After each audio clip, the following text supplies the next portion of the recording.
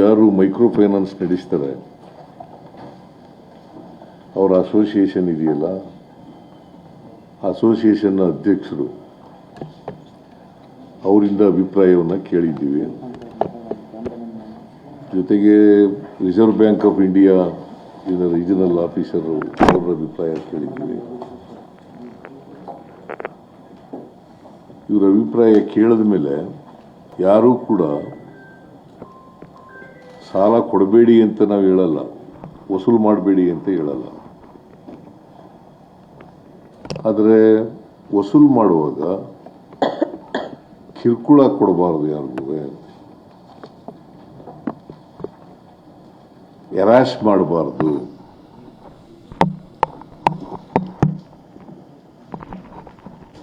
ವಸೂಲಿ ಕ್ರಮ ಮಾಡುವಾಗ ರಿಸರ್ವ್ ಬ್ಯಾಂಕ್ನ ನಿಯಮಗಳನ್ನು ಪಾಲನೆ ಮಾಡಬೇಕು. ಕಾನೂನು ಏನು ಹೇಳ್ತದೆ ಅದಕ್ಕಿಂತ ಹೆಚ್ಚಾಗಿ ಬಡ್ಡಿಯನ್ನು ವಸೂಲು ಮಾಡಬಾರ್ದು. ಆಮೇಲೆ 5 ಗಂಟೆ ನಂತರ ವಸೂಲಿಗೆ ಹೋಗಬಾರ್ದು. ಆಮೇಲೆ ಔಟ್ಸೋರ್ಸಿಂಗ್ ಮಾಡಿ ವಸೂಲು ಮಾಡ್ತಕ್ಕಂಥ ಕ್ರಮವನ್ನು ವಿರೋಧ ಮಾಡಿದ್ದೀವಿ. ಅದನ್ನು ಮಾಡಬಾರ್ದು. ಔಟ್ಸೋರ್ಸಿಂಗ್ ಏನು ಮಾಡ್ತಾರೆ, ಈಗ ಔಟ್ಸೋರ್ಸಿಂಗ್ ಕೊಟ್ಬಿಡೋದು ವಸೂಲಿಗೆ, ಗೂಂಡಾಗಳನ್ನು ಬಳಕೆ ಮಾಡೋದು, ರೌಡಿಗಳನ್ನು ಬಳಕೆ ಮಾಡೋದು, ಅದನ್ನು ಮಾಡಬಾರ್ದು. ನಿಯಮಗಳನ್ನು ಯಾರು ಉಲ್ಲಂಘನೆ ಮಾಡ್ತಾರೆ ಅವ್ರ ಮೇಲೆ ಸರ್ಕಾರ ಕಠಿಣವಾದಂಥ ಕ್ರಮ ತಗೊಳ್ತದೆ.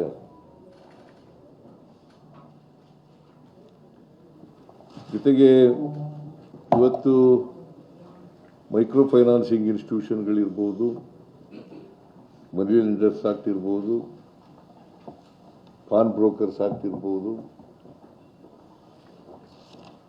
ಅಥವಾ ಎಕ್ಸಾರ್ಬಿಟೆಂಟ್ ಇಂಟ್ರೆಸ್ಟ್ ವಸೂಲು ಮಾಡ್ತಕ್ಕಂಥ ಕಾನೂನು ಇರ್ಬೋದು. ಈ ಕಾನೂನುಗಳನ್ನು ಉಲ್ಲಂಘನೆ ಮಾಡಿದ್ರೆ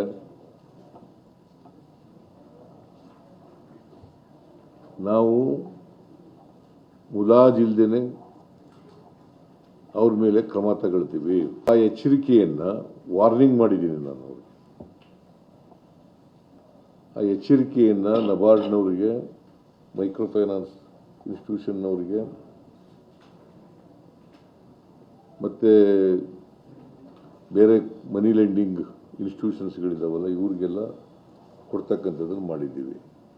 ಈ ಮನಿ ಲೆಂಡಿಂಗು ಕಾನೂನುಗಳಿದಾವಲ್ಲ ಇವತ್ತು ನಮ್ಮ ರಾಜ್ಯದಲ್ಲಿ, ಅವಕ್ಕೆ ತಿದ್ದುಪಡಿ ಮಾಡಬೇಕಾದ್ರೆ ಕೂಡಲೇ ತಿದ್ದುಪಡಿಗಳನ್ನು ಮಾಡ್ತೀವಿ. ಅವುಗಳನ್ನು ಇನ್ನೂ ಬಲಯುತವಾಗಿ ಮಾಡಬೇಕಾದ್ರೆ ಮಾಡ್ತೀವಿ. ಜೊತೆಗೆ ಒಂದು ಹೊಸ ಕಾನೂನನ್ನು ಮಾಡ್ತೀವಿ.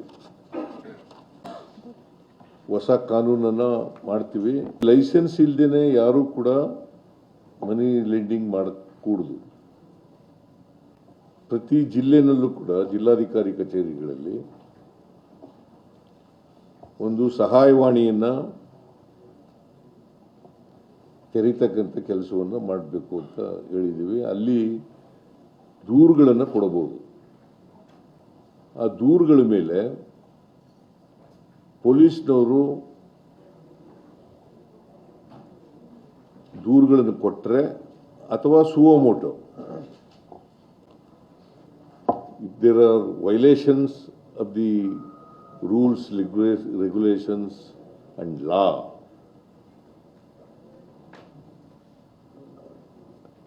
ಅಂತ ಕಡೆ ಸುವೋಮೋಟೋ ಪೊಲೀಸ್ನವರು ಕ್ರಮ ತಗೊಳ್ತಕ್ಕಂಥ ಕೆಲಸವನ್ನು ಮಾಡ್ತಾರೆ. ಮತ್ತೆ ಯಾರೇ ಬಲಾತ್ಕಾರದಿಂದ ವಸೂಲು ಮಾಡ್ತಕ್ಕಂಥದ್ದು, ಗೂಂಡಗಳನ್ನು ಬಳಸಿ ಮಾಡ್ತಕ್ಕಂಥದ್ದು, ಎದುರಿಸಿ ಮಾಡ್ತಕ್ಕಂಥದ್ದು, ಅವಮಾನ ಮಾಡ್ತಕ್ಕಂಥದ್ದು, ಅಗೌರವ ಮಾಡ್ತಕ್ಕಂಥದ್ದು, ಅಂತ ಕಡೆ ಪೊಲೀಸ್ನವರು ಅವರ ಫಿರ್ಯಾದಿಗಳನ್ನು ರಿಜಿಸ್ಟರ್ ಮಾಡ್ಕೊಂಡು ಕಾನೂನು ರೀತಿಯ ಕ್ರಮ ತಗೊಳ್ತಕ್ಕಂಥ ಕೆಲಸವನ್ನು ಪೊಲೀಸ್ನವರು ಮಾಡಬೇಕು ಅಂತೇಳಿ ತೀರ್ಮಾನ ಮಾಡಿದ್ದೀವಿ. ಕಾನೂನು ಮಾಡಬೇಕು ಅಂತ ಮಾಡಿದ್ದೀವಿ. ಆ ಕಾನೂನನ್ನು ಕೂಡಲೇ ಮಾಡ್ತೀವಿ. ಅದನ್ನು ಲಾ ಡಿಪಾರ್ಟ್ಮೆಂಟ್ನವರು, ರೆವಿನ್ಯೂ ಡಿಪಾರ್ಟ್ಮೆಂಟು, ಫೈನಾನ್ಸ್ ಡಿಪಾರ್ಟ್ಮೆಂಟು ಮತ್ತು ಹೋಮ್ ಡಿಪಾರ್ಟ್ಮೆಂಟ್ ಚರ್ಚೆ ಮಾಡಿ, ಬೇರೆ ರಾಜ್ಯಗಳಲ್ಲಿ ಈಗ ಆಂಧ್ರ ಪ್ರದೇಶದಲ್ಲೂ ಕೂಡ ಕಾನೂನು ಮಾಡಿದ್ದಾರೆ. ಆ ಕಾನೂನುಗಳನ್ನು ಕೂಡ ನೋಡಿ